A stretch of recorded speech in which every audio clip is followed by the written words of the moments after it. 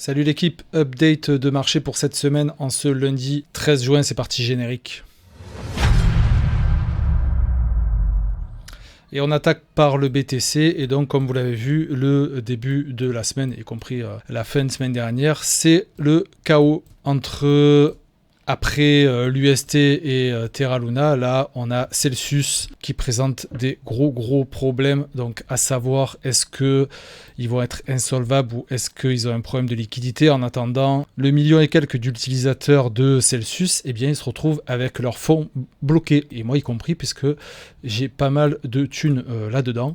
Donc du coup ça saigne de partout, on voit beaucoup d'annonces négatives, ça crache de partout, et donc comme vous pouvez le voir, là en weekly, eh bien on a fait, donc c'est une clôture encore, on a clôturé, regardez ici, on a encore fait une clôture, une énième clôture à la baisse en weekly, et donc ça c'est pas bon. Et là vous voyez encore sur ce qui se passe là, juste sur cette bougie là, sachant qu'on est que lundi, on est en train, donc on a pété ce support là que je vous avais dessiné depuis un moment, et puis là on est déjà en train d'entamer celui-là. On verra un petit peu mieux en daily comment ça se comporte. En attendant, évidemment, on a toujours un momentum qui ressemble à rien, et puis notre oscillateur, voilà, qui est toujours en zone de survente. Donc vraiment un weekly qui est extrêmement moche. On va de suite basculer sur le daily, et là regardez en daily, donc on a ce support-là qui a bien fait son taf, et puis là ici, on a eu notre confirmation à cet endroit-là, ici, hier, de ce M. Voilà, cette structure de retournement, encore une fois à la baisse, ici, là, et puis depuis c'est la dégringolade, puisque en quelques jours, voilà, on est passé du support autour d'un joli 28 000, là où on a défoncé les 24 000, et pour l'instant on est aux alentours des 23 000. Donc grosse chute sur ce marché. C'est pour ça que voilà, quand vous pensez qu'il y a un bottom qui est posé, eh bien, effectivement pour le moment on ne peut pas avoir de boule de cristal, on n'en sait rien, et pour le moment, il est impossible de savoir quand est-ce que va être le bottom. Donc les niveaux pour moi n'ont toujours pas changé, je vous les ai dessinés là, donc là ce sera en ce moment celui des 24 000, à savoir si ça va retracer un petit peu au-dessus, il va falloir un petit peu attendre, sinon ça va être celui du chiffre symbolique aux alentours des 20 000 $. Comment est-ce que ça se comporte au niveau du momentum? Eh bien toujours, comme la semaine dernière, un momentum de prix qui est dégueulasse, qui est clairement bière, avec là un oscillateur qui est plongé en zone de survente, à voir si son EMA 13, le prix lissé, va plonger lui aussi, va arriver en cette zone de survente, mais en tout cas pareil, là on a un daily qui est franchement moche, des volumes évidemment, des volumes acheteurs en baisse, et des volumes, regardez les volumes vendeurs là qui sont extrêmement présents, donc un marché crypto qui est en pleine hémorragie, et reste à savoir quand est-ce que ça va se terminer. On ira faire un tour du côté de l'order flow, voir un petit peu si ça achète pas trop le dip comme d'habitude. Vous savez ma manière de faire pour ceux qui sont habitués à ma vidéo. En attendant, déjà voilà, le weekly et le daily c'est moche, je regarde même pas le 4 heures. Voilà, de toute façon allez, on va le regarder. Voilà, le 4 heures est moche. Bon, de toute façon, là, il y a tout il n'y a pas grand-chose. Je pense qu'il n'y aura aucun signal positif pour le moment. Moi, ce que j'attends personnellement, c'est de voir comment ça va se passer à ce niveau-là. Est-ce qu'on va revenir réintégrer ce support-là, ou est-ce qu'on va évoluer en dessous? Là, c'est la question que je me pose. On fera évidemment aussi un petit tour du côté macro, parce que évidemment, là, d'un point de vue traditionnel, marché, finance traditionnelle, eh ben, c'est aussi le bordel, donc forcément, ça entraîne tout par le bas. On va du coup aller voir du côté de l'order flow, voir ce que ça fait. Et donc là, alors qu'est-ce que ça raconte en une heure? On voit que on a puni tous les gens ici. Ouais, ben là ça se voit, regardez ici, là encore une augmentation. Voilà, tout ça là, ça a joué à une augmentation de l'open interest avec une augmentation du ratio long short, et derrière qu'est-ce qu'on fait? Eh bien on punit tout le monde, parce que là on a défoncé un paquet de longues. Et justement, on le voit ici, regardez là, il y a un paquet de longues qui se sont fait défoncer. Par contre, la bonne nouvelle qu'on voit actuellement, c'est qu'on a évidemment un paquet de clôtures de contrats de short et de longues.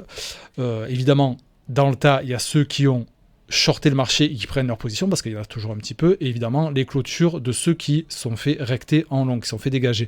Ce qui est bien par contre, c'est que là du coup on assiste nettement à une reprise, et ça c'est bien, ça fait au moins qu'on l'avait pas vu, là une nette reprise du ratio long short en faveur des shorts. Ok, on voit aussi des petites pointes comme ça au côté du funding rate là qui dessine le funding rate qui devient négatif, donc ça c'est bon. Il faudrait qu'on reste dans cette optique là, à savoir l'instauration d'un sentiment généralisé de peur et que tout le monde commence à shorter le marché pour pouvoir avoir un retournement. Est-ce que ça va être le cas? Là, en tout cas, de ce qui se dessine, c'est déjà un bon début. Il faut qu'on continue dans cette dynamique-là. Donc, à savoir, voire même on va attendre le cross entre le ratio long et short. Parce que comme d'habitude, si tout le monde commence à shorter le marché, à savoir que vraiment le sentiment de peur s'installe et que tout le monde envoie du short, évidemment, on ne va pas faire gagner les shorteurs, on va les dégommer en allant dans l'autre sens. Ce qui, potentiellement, veut dire que de toute façon, ça peut être aussi un short squeeze et puis on repart ensuite à la baisse, ou alors la fin du marché baissier. Mais ça, il est trop tôt pour en parler. Avec ce qui se passe, on le voit à chaque fois depuis de nombreuses semaines, on se demande à chaque fois si on a tapé un plus bas, que ce soit ici, puis ça va repartir, et finalement non, vous voyez, il y a des gros mouvements où on vient liquider tout le monde, et on vient aussi du coup choper les poches de liquidité, et ça on va le voir aussi, parce que là du coup on a vraiment, au passage d'ailleurs, comblé le gap sur le CME. Donc du côté de l'order flow, là, ce qui est en train de se dessiner, je me répète, voilà, c'est un élément positif. Mais encore une fois, ça ne veut rien dire, mais en tout cas, de voir se dessiner ça, c'est quelque chose de positif. Il faudrait qu'on reste dans cette optique-là. Et dans l'idéal même, moi, ce que j'aimerais voir dessiner, c'est un open interest qui manque, avec un funding rate qui soit négatif, et toujours le ratio long-short qui parte en faveur des shorts. Voilà, si on voit se continuer à se dessiner ça, ce sera positif, du moins dans un premier temps, pour arrêter l'hémorragie. Voilà pour le BTC. On va regarder un coup au niveau de l'Ether, qui aussi, lui, prend une claque. Regardez, alors là, il n'y a même plus en weekly. On a oublié ce que c'était le vert, et on vient encore une fois de faire un nouveau plus bas. Ici, là, on a littéralement défoncé. On a une pattern de retournement baissière, et on continue de faire des nouveaux plus bas. Alors du coup, par contre, là, je vois que en weekly, on avait tenu ce support-là. Je vous avais dessiné celui-là, et on est en train de le casser. Donc du coup, on va aller checker un petit coup en weekly. On va aller checker du coup en daily, dans les détails, voir un peu les niveaux qu'on pourrait dessiner. En attendant, on le voit, c'est comme évidemment sur le BTC, on a un momentum qui est dégueulasse, notre oscillateur qui est en zone de survente, voilà, un weekly qui est extrêmement moche, et du coup je bascule en daily. En daily, donc on voit bien là le support que je vous ai dessiné qui a bien fait son taf, et là du coup ça a cédé, et par contre là celui des 1400$, lui aussi est en train de se faire pulvériser. Donc du coup le prochain niveau à surveiller, c'est celui-ci aux alentours des 1230$, et d'ailleurs il me semble, voilà, de toute façon qu'on est pile en train de travailler dessous. On est en train de travailler sur celui-ci, et je vous montre aussi du coup le niveau inférieur qui va être aux alentours des 1110$. De toute façon, après, c'est vrai qu'on va s'approcher du prix symbolique, évidemment, des 1000$. En daily, du coup, c'est pareil que le BTC, de gros volumes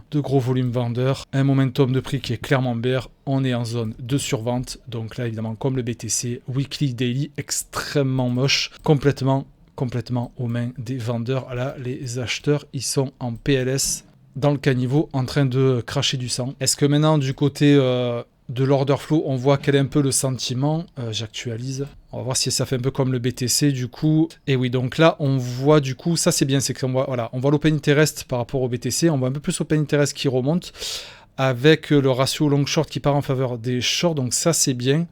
Un funding rate qui n'est pas négatif. Et d'ailleurs, on voit là, donc il faut que ça continue dans ce sens-là, c'est ce que je vous disais pour le Bitcoin. Hein. Si on voit l'open interest qui monte avec le funding rate qui est très faible, voire négatif en faveur des shorts, et qu'on continue donc de voir ce ratio long-short en faveur des shorts, ça voudrait dire que la majorité commence à shorter le marché, ce qui serait positif pour stopper cette descente. Et d'ailleurs, en termes de retracement, là, sur tout ce mouvement-là, je ne l'ai pas dessiné, mais encore une fois, les Fibos qui font bien leur taf, puisque regardez, là, on est en train de travailler la zone de rechargement de longue de tout ce mouvement-là, donc de toute cette montée-là. Vous voyez l'utilité des Fibos à chaque fois. Alors je sais que ça peut paraître assez, quand on était ici, là, ça peut paraître assez incompréhensible, ou un scénario peu probable de se retrouver dans la RLZ de tout ce moment entier. Pourtant, c'est ce qui est en train de se passer, y compris donc sur le TH et sur le BTC, parce qu'il me semble avoir tracé, voilà, vous l'avez ici, et pourtant c'est en train de se passer. Donc voilà, on est en train de retracer tout le mouvement, cette grosse montée là qu'il y a depuis, voilà, si là j'ai tracé, on est depuis 2020, quoi.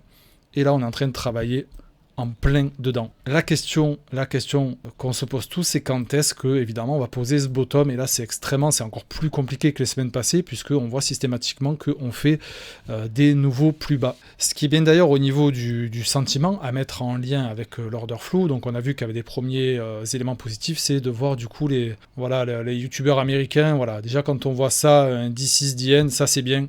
Quand on voit des choses comme ça, voilà. Ah ben tiens, lui aussi il a perdu 200 millions sur Celsius. Eh ben dis donc.